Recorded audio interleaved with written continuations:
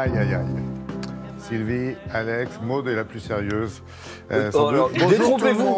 Elle fait des plaisanteries extrêmement drôles hors antenne. Vous alliez dire Van. Alors, vous avez reconnu, effectivement, juste le petit jingle musical, c'était la musique de John Lennon, c'était le fameux titre Imagine, n'est-ce pas? Absolument. Et album mythique, c'est le cas de le dire, du chanteur. Album mythique, voilà, il est en train de ranger sa chambre. Et Voilà, sa discothèque. regardez, il y a tous les formats. Ça veut dire c'est la réédition d'un disque de 71. Si vous ne connaissez pas Imagine de John Lennon, je ne peux quasiment rien pour vous, hélas. C'est le deuxième album solo de John Lennon, carton mondial. Réédition, et alors attention, c'est la réédition méga deluxe. C'est-à-dire que vous pouvez l'avoir dans tous les formats. Vous avez la réédition du vinyle, évidemment, avec plein de petites choses sur la pochette. Vous avez le CD, avec déjà 2 CD, avec des choses un peu rares, c'est-à-dire, vous savez, les prises alternates, ce qu'on appelle les alternatives, c'est-à-dire les prises qui n'ont pas été gardées, où ils chantent un peu différemment, où vous avez bonus. Une autre orchestration. Et alors là, si vous êtes vraiment fan, et il y en a, vous avez le livre avec 120 pages, des photos de l'enregistrement, des trucs de Maboul.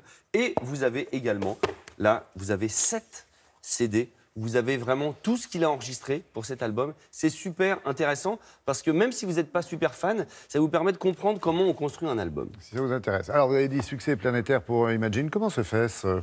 Je ne sais pas. Un garçon sans talent. Sans doute. Là, le hasard, hein, encore peut-être sa femme japonaise derrière lui. Alors non, oui, vous avez aussi l'enregistrement, vous avez aussi le making-of en studio. Ah oui. Et ça, c'est dingo, ça. C'est-à-dire qu'on le voit vraiment travailler. C'est pas dingo, c'est John Lennon. Oh, c'est drôle. Non, mais non, on avait dit qu'on faisait pas les vannes. Ah oui, c'est vrai. Non, je vais parler pendant une demi-heure. Désolé pour votre connexion.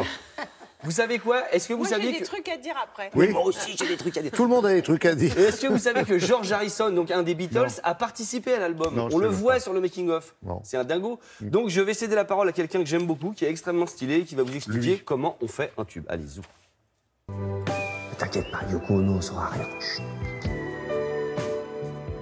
Nous sommes en 1971 et John Lennon compose ceci. Et moi, je vous ai retrouvé la première démo, la première fois que John Lennon a enregistré Imagine. C'est chez lui en Angleterre, sur son joli piano blanc. Et en plus, il est enrhumé. Donc, il tousse saute.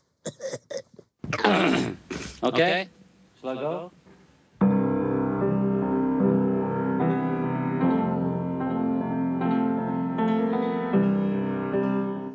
Personne ne sait que ça va être un tube. Ni John, ni Yoko Ono, qui l'avait un peu sur le dos tout le temps. Si. Bah si, Yoko Ono, elle donne son avis sans arrêt. Elle dit, oui, moi je connais un pianiste qui s'appelle Nicky Hopkins, il est très très bon, il pourra jouer la mélodie. Quoi? C'est pas toi qui fais la musique? Oui, parce qu'en fait, la mélodie au-dessus, on l'a à la version, c'est pas dingue.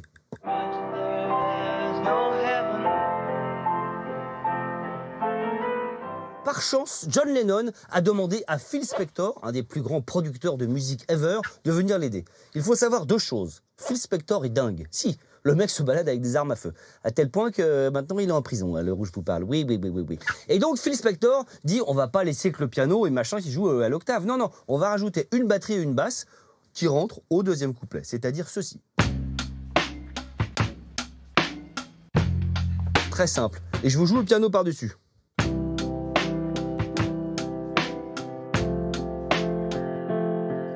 L'autre excellente idée est de rajouter des cordes.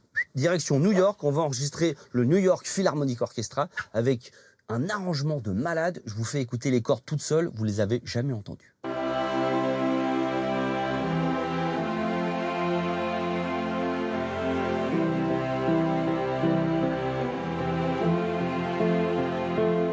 Ça casse sur la godasse quand même, non?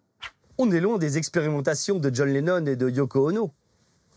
Avec le plastique Ono Band. Oui, là, en fait, il a remis son costume de Beatles. Bah oui, piano, des cordes, machin, une belle mélodie, on pleure.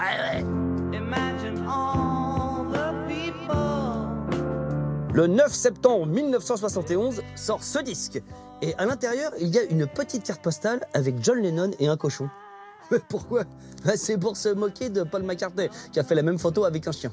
Enfin, heureusement, John Lennon n'a pas eu besoin de Yoko Ono pour composer un chef-d'œuvre.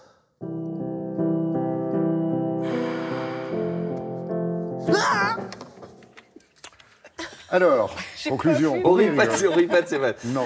Je dois embrasser Émilie qui s'est prêtée au sosie de Yoko Ono, voilà, gentil. qui est une camarade de travail.